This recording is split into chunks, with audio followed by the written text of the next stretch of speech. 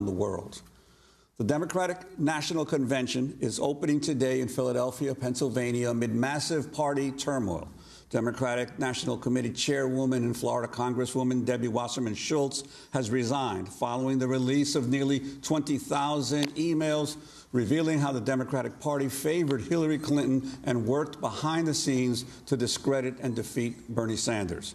The emails were released Friday by WikiLeaks. In one email, DNC Chief Financial Officer Brad Marshall suggested someone ask Sanders about his religion ahead of the Kentucky and West Virginia contests. Marshall wrote, quote, "It might make no difference, but for Kentucky and West Virginia, can we get someone to ask his belief? Does he believe in a God? He had skated on saying he has a Jewish heritage. I think I read he is an atheist. This could make several points difference with my peeps, my Southern Baptist peeps, would draw a big difference between a Jew and an atheist," unquote.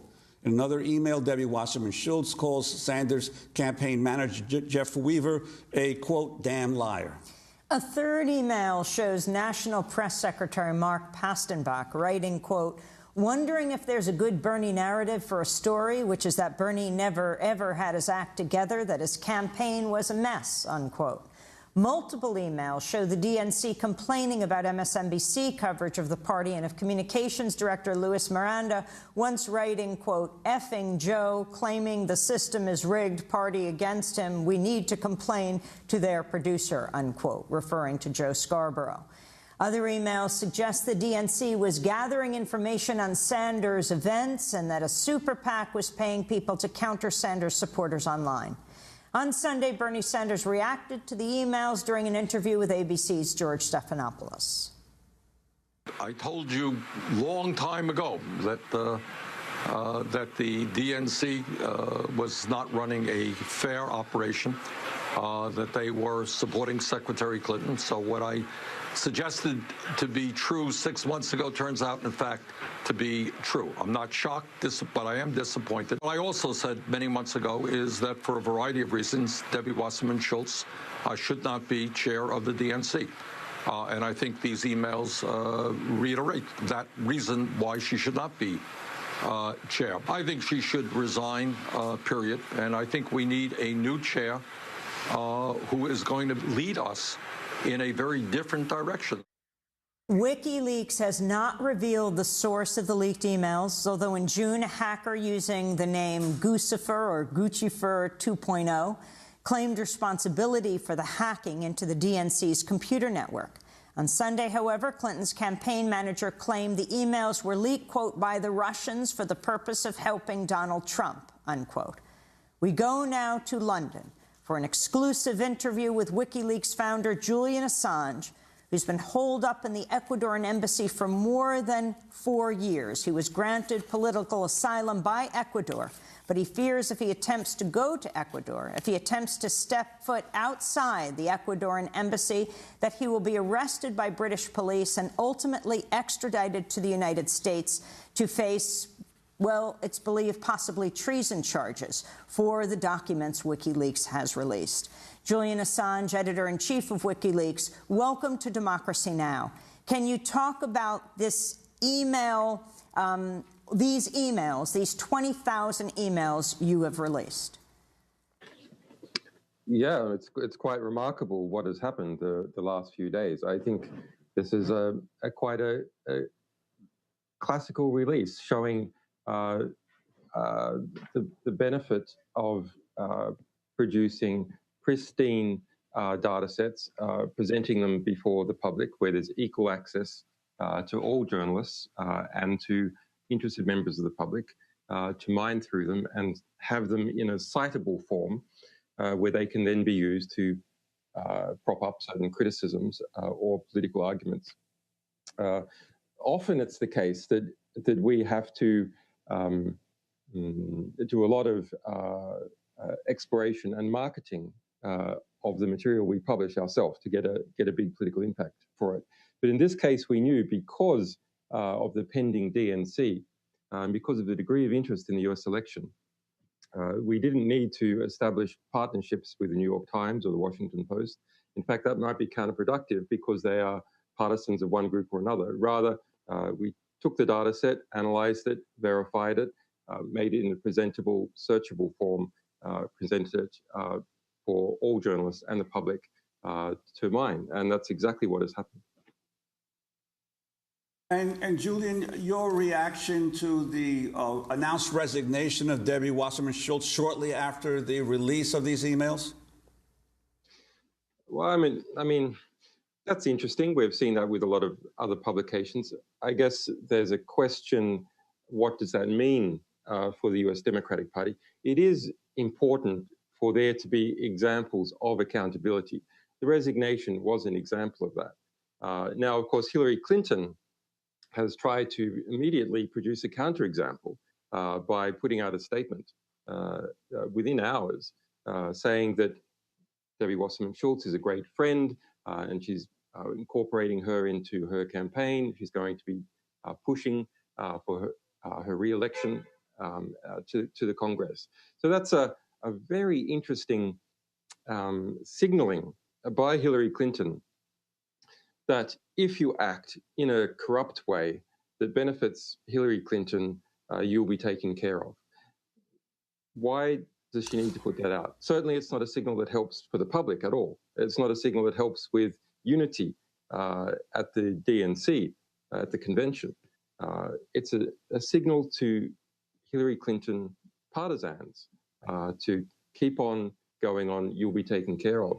But it's a very destructive signal for a future presidency because it's expanding the Overton window of corruption. It doesn't really matter what you do, how you behave, as long as that is going to benefit Hillary Clinton, you'll be protected. I mean, it's very interesting because Hillary Clinton and Tim Kaine appeared together as Mike Pence and Donald Trump did the week before on 60 Minutes. And Hillary Clinton distanced herself from all these emails in the DNC saying these people didn't work for me. And yet immediately upon the forced resignation of Deborah Wasserman Schultz, she said she's a good friend and immediately hired her. But Julian, I was wondering if you can say, from your point of view, what do you think are the most significant emails that have been released, that you have released? Well, actually, I think the most significant ones haven't been reported on, although the Washington Post late last night and McClatchy had a first initial stab and added it. And this is the spreadsheets that we released covering the financial affairs of the DNC.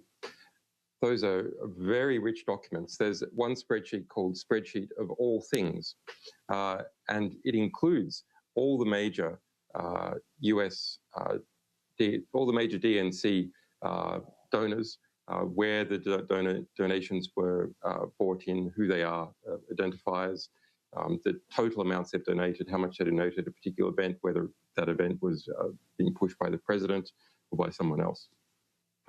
That effectively maps out the influence structure in the United States for the Democratic Party, but more broadly, because with few exceptions, billionaires in the United States make sure they donate to both parties. So that's going to provide a scaffold for future investigative journalism about influence within the United States in general. Julian, on that issue, clearly a lot of the emails talk about the actual amounts of money that were being offered to donors for the opportunity to, asked of donors for the opportunity to sit at different events next to President Obama, especially the use of President Obama as a fundraiser. Now, most people in the political world will consider this business as usual, but the actual mechanics of how this operates and the degree to which the DNC coordinates with the president, his marketability, I don't think has ever been revealed in this detail. Would you agree? That's right. And it's not just that the president holds fundraisers. That's nothing new. But rather what you get for each donation of a particular sort. There's even a phrase used in one of the emails of, quote, pay to play. So, yeah, I think it's extremely interesting. There's emails back and forth also between the Hillary Clinton campaign and the DNC. So you see quite elaborate structures of money being funneled to state Democratic Party offices and then teleported back, seemingly to get up certain stats, maybe to evade certain campaign funding restrictions. In relation to what has become the most significant political discussion as a result of their publication, which is that the DNC higher-ups, including Debbie Wasserman Schultz, were clearly against Bernie Sanders and trying to subvert his campaign in a whole raft of ways. That's true. That's the atmosphere that is revealed by hundreds of emails, is that it's perfectly acceptable to produce trenchant internal criticisms of Bernie Sanders and discuss ways to undermine his campaign.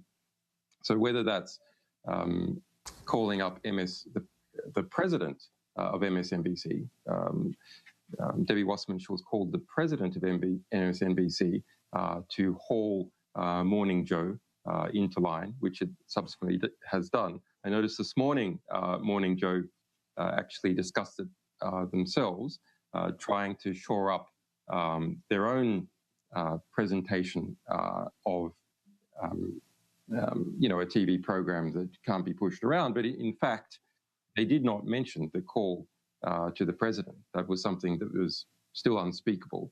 And there was a 180-degree flip in that coverage. And you see other, quite naked conspiracies against Bernie Sanders. Why there's been some discussion, for example, about that there was a plan to expose Bernie Sanders as an atheist, as opposed to being a religious Jew, and to use that against him in the South to undermine his support there.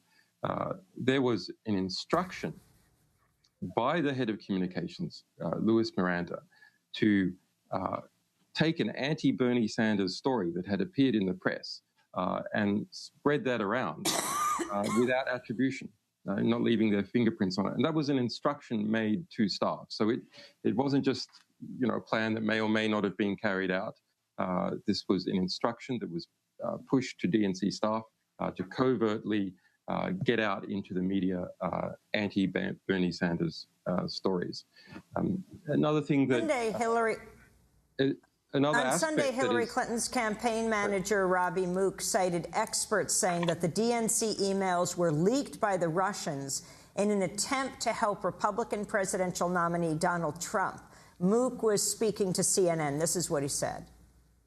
What's disturbing to us is that experts are telling us that Russian state actors broke into the DNC, stole these emails, and other experts are now saying that the Russians are releasing these emails for the purpose of actually helping Donald Trump. I don't think it's coincidental that these emails were released on the eve of our convention here. We also saw last week at the Republican convention that Trump and his allies made changes to the Republican platform to make it more pro-Russian, and we saw him talking about how NATO shouldn't intervene to defend, necessarily should intervene to defend our Eastern European allies if they're attacked by Russia. So I think when you put all this together, it's a disturbing picture. So that was Robbie Mook citing experts saying the DNC emails were leaked by the Russians. You were the one who released these 20,000 emails, Julian Assange. Where did you get them? Well, what's not in that clip there by Robbie is that just afterwards he was asked by Jake Tapper, who are these experts, can you name them? The answer was no. There was a refusal to name the experts. But we have seen one of the experts, so-called experts, that the Democratic Party is trying to base this incredible conspiracy theory on about WikiLeaks. And that is this, what we jokingly refer to as the NSA dick pic guy. He's a former National Security Agency agent who started to produce conspiracy theories about us in 2013 when we were involved in the Edward Snowden rescue as a means to try and undermine the Snowden publications, subsequently embroiled in some amateur pornography scandal. That's why they don't want to name their experts, because they are people like this. In relation to sourcing, can say some things. We never reveal our sources, obviously. That's what we pride ourselves on, and we won't in this case either. But no one knows who our source is. It's simply speculation. It's, I think, interesting and acceptable to speculate who our sources are. But if we're talking about the DNC, there's lots of consultants that have access, lots of programmers, and the DNC has been hacked dozens and dozens of times, even according to its own reports. It had been hacked extensively over the last few years. And the dates of the emails that we publish are significantly after all but one, it's not clear, of the hacking allegations that the DNC says have occurred.